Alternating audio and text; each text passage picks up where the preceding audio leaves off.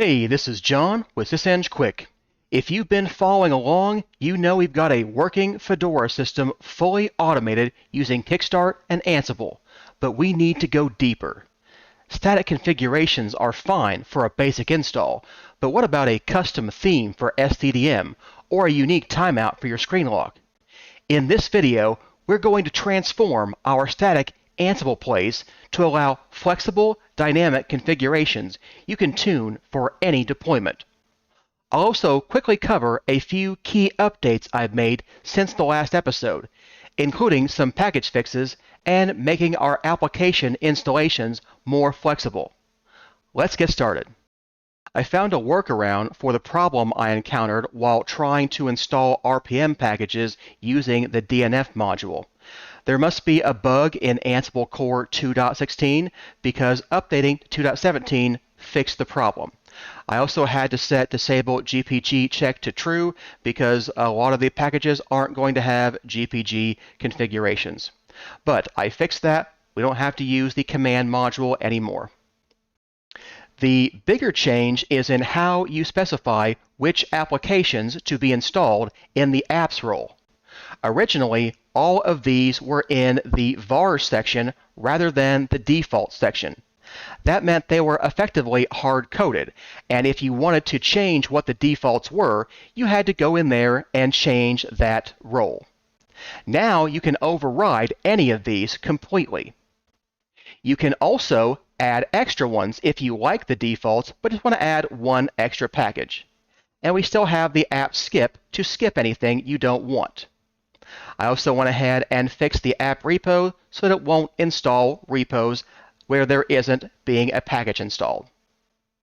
One last thing I wanted to note is that I have fixed a bug where SDDM did not start on system boot. This was because I tried to enable graphical target as if it were a service. Now, that started SDDM, but it doesn't start it on boot because I didn't change the default target, which is multi-user target, to graphical target. So now we are doing that by changing the symlink. And then we will start the SDDM service to make sure that it is running. So we notify that as a handler, and it will start the SDDM graphical login manager. Let's start by customizing the SDDM theme. Right now, we're copying over this entire theme file, so the Maldives theme is hard-coded. Let's make a way to customize this instead. So let's take this file contents and replace the source with a content. We'll place the entire file in here because it's a very small file. And now, rather than hard-coding Maldives, we can put a variable in here. I'm going to call it niri SDDM theme. Now that we have our theme variable, we need to set a default. So let's go to our defaults and set niri SDDM theme to be Maldives. Okay, now we've got a default, so let's make sure that the user knows about this default and knows what it should be. Let's add an argument specs to our file. So I wanted to go argument specs, main, options, and then our first option is niri SDDM theme. It's going to be a string type. The default is going to be Maldives. It is not going to be required. And the description is which SDDM theme to use. Okay, that should take care of everything we need to customize our theme. So if the user supplies this variable to our role, we will use a different theme. But by default, we'll stick to the Maldives theme. We no longer need that file, so let's go ahead and delete this file.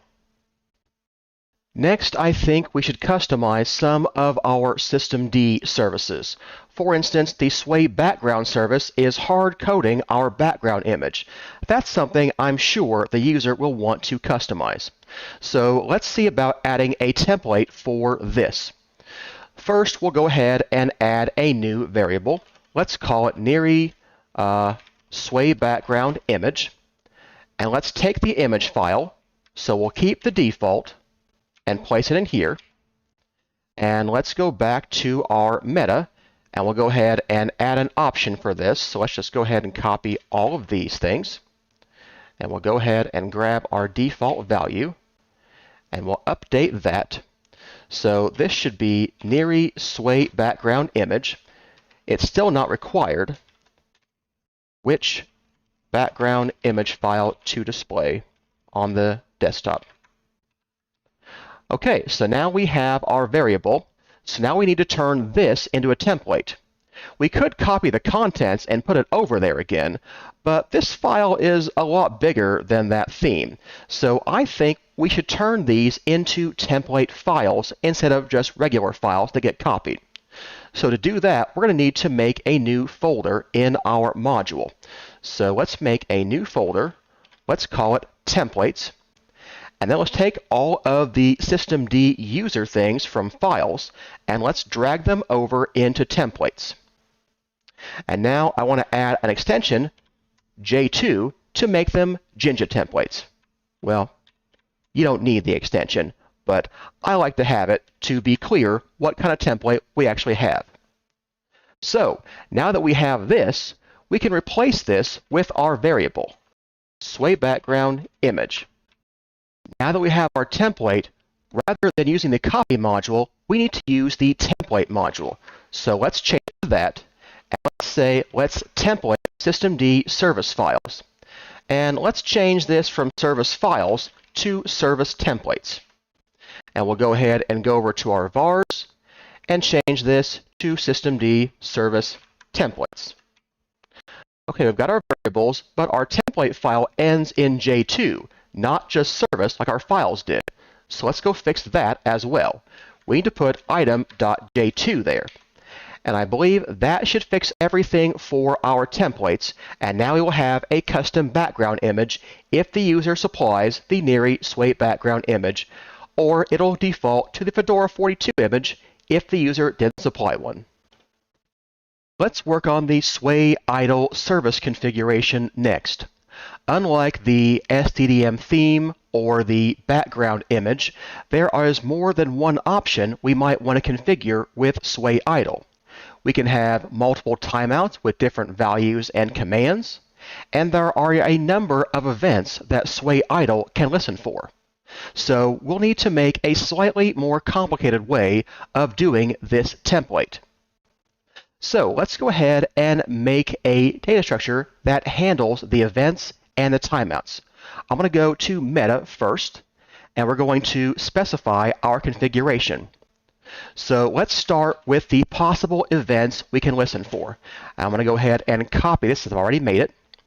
So we're going to have a variable, niri sway idle events. It's going to be a dictionary. It won't be required because we're going to have a default value. And then this will be which events we're going to handle with sway idle. The possible events are after resume, before sleep, idle hint, lock, and unlock. And these are simply commands that get run, except for idle hint, which I don't fully understand, but it's in there, so I went ahead and made an option for it. Okay, so let's go ahead and make a default value for our sway idle events that replicates what we have in our defaults right now. So we only have this one event, before sleep. So we can do niri sway idle events, give it the single key before sleep, and our command is swaylock-f. Okay, there is our swaylock event. So what about our timeouts? Well, you can specify timeout more than once in sway idle. Technically, I think you can specify all of the events more than once, but I don't see a real need to. The timeout, you have to, because there could be different values. But before sleep, if you want to run two before sleep commands, just use ampersand, ampersand, or semicolons to get that in the terminal. Okay, so let's go ahead and go back to our meta, and let's define a way of specifying our niri sway idle timeouts. So I'm going to go down here. Let's see here. Is this lined up right? I think it is. So for our niri sway idle timeouts, this is going to be a list of timeouts. And each timeout will be a dictionary, which has a number of seconds, a command to run, and an optional resume command. We don't have any resume commands in the defaults, but we could. So I want to make sure that was possible to specify, but it won't be required. However, if you have any timeouts, you will be required to specify both the seconds and the command, because those are non-optional when you have a timeout value. Now that we have our validation, let's go ahead and get our default values. So in our service, we have two timeouts, one that powers off our monitors and one that puts our system to sleep, locks the screen before we power off the monitors. So let's go ahead and copy this for my timeouts. And then in the defaults, we'll go ahead and add niri sway idle timeouts. The first one will lock the screen after 15 minutes. Second one is going to power off the monitors after 15 minutes plus another minute. Yeah, and there are my default timeouts. So now all we have to do is configure the sway idle service. This is going to be kind of a long thing, but let's see how we can do this. So I basically need to replace everything that's after here. So first of all, I want to say that for every timeout in niri sway idle timeouts, we're going to do something. We're going to give it a timeout value, and the timeout value is going to be timeout.seconds. Then we need to give the command. That's going to be in timeout.command. And then we need to quote that because we need to make sure it is properly quoted for a command in a shell. And the quote filter will do that for us. Now, there is one more thing we might have. We might have a resume. So let's go ahead and handle that. So if we have the resume key in our timeout, then we will add a resume command. And again, that'll be timeout.resume. And we're going to quote that because, again, it is a command. So what about our events? For our events, we just need to loop through all the events. So now we'll say for event and the command in niri sway idle events, and we need to give it the items for dictionary. And then let me end the for, so I don't forget again. We want to put the name of the event, and then we want to put the command, and again, I'm going to quote this. I don't think it'll be a problem to quote it, even if it's the idle hint thing, but I never use that, so I guess we'll find out. But it's a shell thing, so I'm pretty confident in that. Okay, there is one thing we need to do next. First of all of this has to be on one line. As far as I know, you can't have an exec start spanning multiple lines, at least not in systemd service files. So we're going to basically run this all together, and that should be everything, except for some reason that I don't fully understand. When I have all this Jinja template stuff here, we're not going to get a blank line or a new line after this exec start. So the exec start and the restart line is going to run together, unless I put a plus here to make sure that we keep this new line at the end. I went ahead and pulled the seconds out of the hard-coded timeout defaults and gave them their own option. So if you like the way I have sway idle configured, where it simply locks the screen and turns off the monitors, and all you want to do is change the timers for those, it's a bit easier to do that now rather than having to replace this entire thing.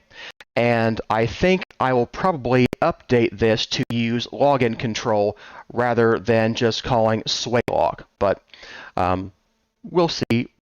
I've decided not to template the waybar configuration. There's simply too many options in here to worry about. And I don't think a lot of people are going to care that much past the default set of options, and the ones who do are going to want to do a lot of customization.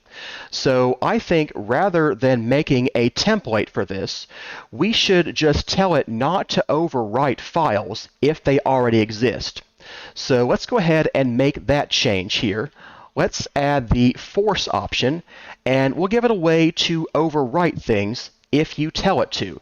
So let's say niri overwrite config files, and we'll make that a Boolean, and we'll set it to be false by default.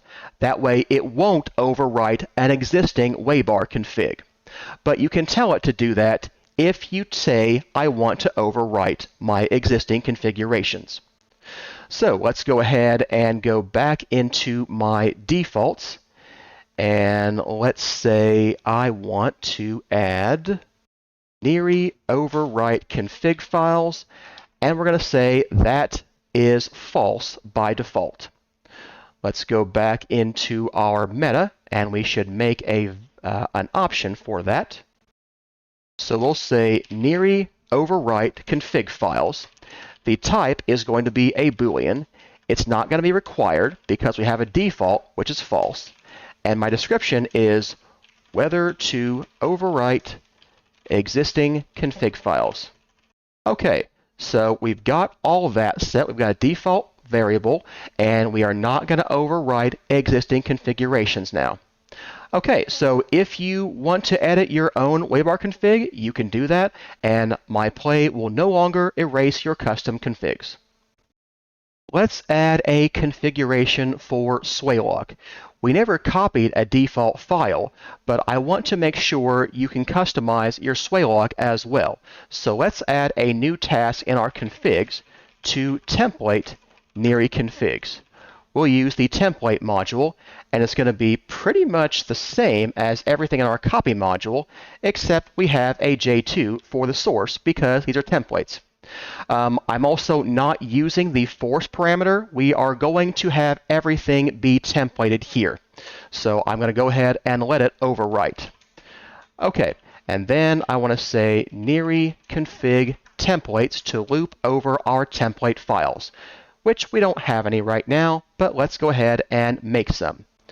Let's go over into our vars, and we will say niri config templates. And our first one is going to be swaylock/config. So now we need to make a config for this. The swaylock config is actually very simple. Any option you can supply to swaylock, you can put in the configuration, just removing the leading dashes from the command line argument. So let's go ahead and add some meta parameters for this. So I'm going to add default swaylock options. Then if you want to add extra options, you can supply your own dictionary, which will go beyond the defaults I specified. Or you can simply replace all my defaults by replacing this dictionary entirely. Or if you just want to remove one of the options I put in there, you can add it to the skip array.